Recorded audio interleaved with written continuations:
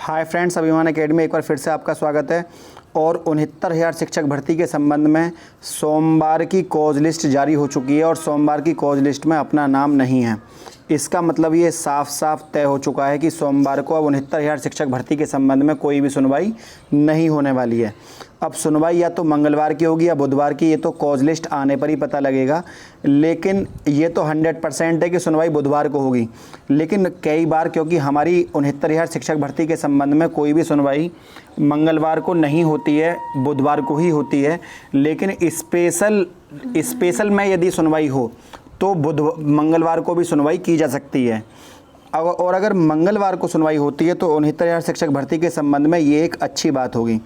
उधर 60, 65 और 22,000 सीटें जुड़ जाती हैं तो लो मेरिट कैंडिडेट्स की यहाँ पर बात बन सकती है। लेकिन इन दोनों ही केस में यदि कुछ होता है तो सबसे इम्पोर्टेंट चीज़ ये होगी कि यदि कोई उलटफेर हुआ तो जो कम गुणांक वाला बच्चा है वो यहाँ पर निकलना साफ साफ तय दिखाई देगा। उधर दोनों के ही मजबूत पक्ष हैं। बीएड को कोई निकाल नहीं सकता, बीएड बिल्कुल सेफ़ है। और जो जज साहब ने बार बार उनको कहा कि बीएड को आप जनवरी में पेपर हुआ, आप मई में चेंज नहीं कर सकते, तो इसका मतलब है उनके मुखवाणी से जो शब्द निकले हुए थे उनसे साफ साफ पता लग रहा है कि बीएड को जज साहब कहीं ना कहीं मेंटली रूप से शामिल कर चुके हैं। और ऐसा आपको देखने के लिए मिलेगा भी। ये मैं 100% श्योरिटी देता हूँ कि बीएड बिल्कुल सेफ़ है।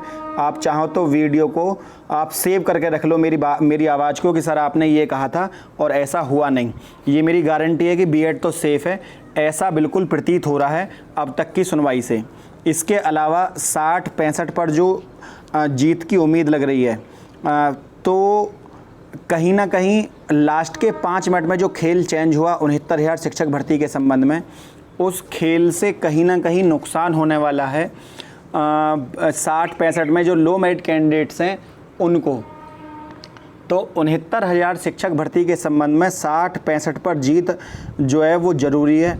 यदि सरकार ने, जैसा कि सरकार ने उनको एक प्रपोज़ल दिया है, तो यदि ये प्रपोज़ल मान लिया जाता है और ललित सर उस पर अड़ गए कि नहीं हमें ये प्रपोज़ल मान्य नहीं है, तो आप समझ सकते हो कि कितनी बड़ी दुविधा में केस आ जाएगा। और 69,000 शिक्षक भर्ती के संबंध में 60, 65 का जीतना बहुत ही ज़्यादा ज़रूरी है। सरकार उसके लिए ये भी है, कई बार ये भी देखा जा रहा है कि शिक्षा मित्रों के लिए सरकार प्रपोज़ल लेकर आ रही है और हो सकता है मे बी ये प्रपोज़ल आगामी भर्ती में उन्हें शामिल करने को लेकर हो। और ये अगर आगामी भर्ती में उनको शामिल करने को लेकर है तो ये बहुत चीज़ें बेहतर रहेंगी बजाय फ़िलहाल 40-45 पर कोई प्रपोज़ल देने के। क्योंकि फ़िलहाल की स्थिति में यदि 40-45 पर कोई प्रपोज़ल दिया जाता है तो ये साफ साफ अन्याय होगा जो 60-65 पर कैंडिडेट परीक्षा पास करके बैठे हैं उनके साथ।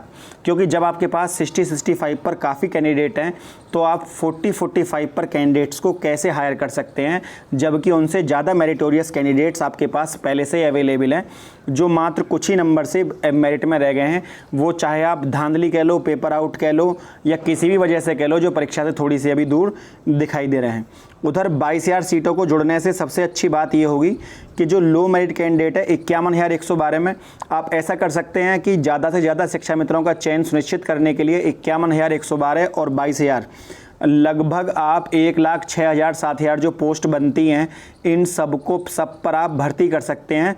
लेकिन 60, 65 की मेरिट को ऊपर से लेके नीचे फॉरवर्ड टू, मतलब अप टू डाउन फॉरवर्ड यदि आप लिस्ट को बनाएंगे तब ऐसी स्थिति में मतलब 60-65 की लिस्ट नीचे गिरती चली जाए और सरकार के पास जितने भी पद प्रपोज़ल में देने के लिए हैं उन सब सारे पदों को 60-65 के प्रपोज़ल के आधार पर भरा जाना चाहिए। चाहे वो मेरिट कितनी भी नीचे गिरे, सरकार के पास जो भी पद हैं उन्हें यहाँ जोड़कर शिक्षा मित्रों की ज़्यादा से ज़्यादा उससे सबका भला होगा, बीटीसी का भी, बीएड का भी और शिक्षा मित्रों का भी। उधर उनका एक मानदेय को बढ़ाकर सरकार फिक्स कर सकती है कि ऐसा भी प्रपोज़ल दे सकती है सरकार कि आपका मानदेय पहले ये था लेकिन अब आपका मानदेय ये है, ताकि आगामी भर्तियों के बाद जो नॉन टेट शिक्षा मित्र हैं और जो बहुत दिनों से पढ़ा रहे हैं, काफ़ी अनुभव लिए हुए हैं, ताकि उनको नौकरी से ना निकाला जाए और उनकी नौकरी सुनिश्चित बनी रहे। इससे उनका भी फ़ायदा होगा और जो बाकी कैंडिडेट 69,000 शिक्षक भर्ती जुड़े हुए हैं उनका भी। सरकार की तरफ से मजबूत पैरवी की आवश्यकता है। यदि तुषार मेहता सर अब भी यदि उपस्थित नहीं होते हैं अग्रिम सुनवाई में और इतने मॉडिफिकेशन में इतनी बढ़िया पैरवी, इतनी बढ़िया तैयारी करने के लिए आपको समय मिला है 3 से 4 दिन का, यदि इस बीच में भी सरकार ने या किसी बीएड बीटीसी लीगल टीम ने किसी ने तैयारी नहीं की तो ये बहुत ही बुरी बात होगी। आपको तैयारी के लिए आगे आना चाहिए। और बार बार मैंने आपसे कहा है कि बीएड लीगल टीम को तोड़ने की आवश्यकता कोई कोशिश ना करे, वरना सामने वाली पार्टी की जीत होनी तय मानी जाएगी यदि आप ऐसी टीमों को तोड़ेंगे।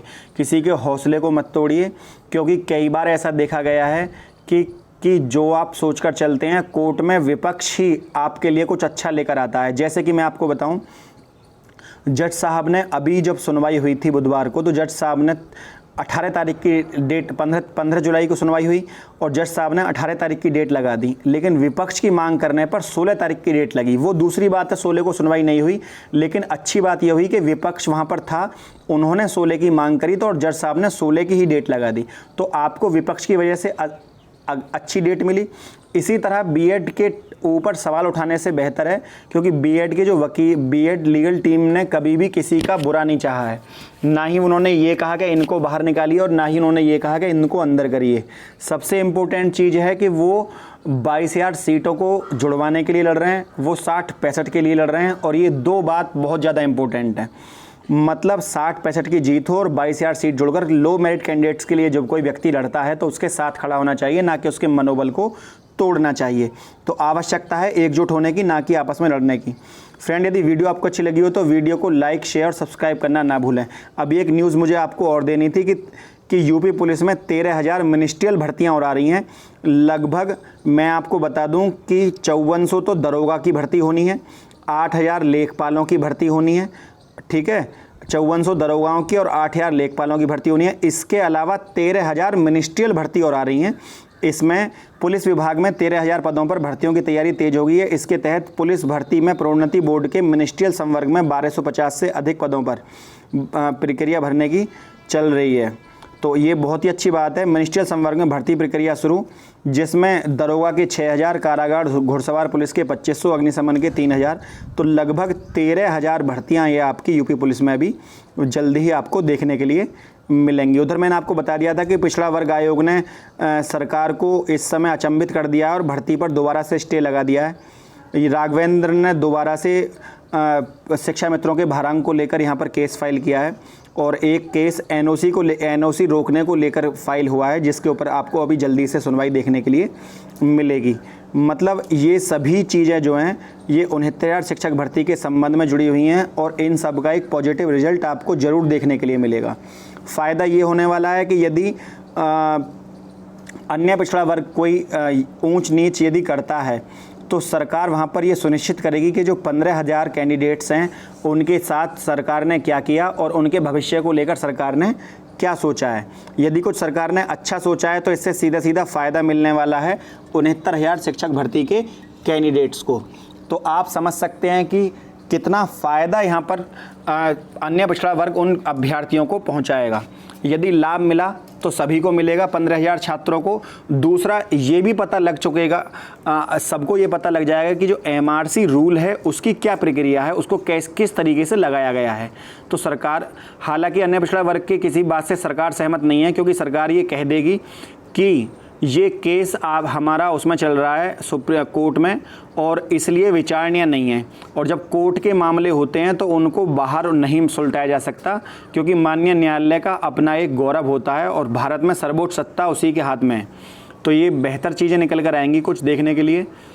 फ्रेंड्स, यदि आपको ऐसी ही अपडेट अगर आपको चाहिए होती है तो आपको पता होना चाहिए कि अभिमान एकेडमी इन चीज़ों को शुरू से ही आपके समक्ष उठाता हुआ आया है। और मेरी कोशिश ये रहेगी कि जो लो मेरिट छात्र हैं, लो मेरिट कैंडिडेट्स हैं, उनको सबको न्याय मिले, बीएड के कैंडिडेट्स को न्याय मिले, 60-65 की जीत हो।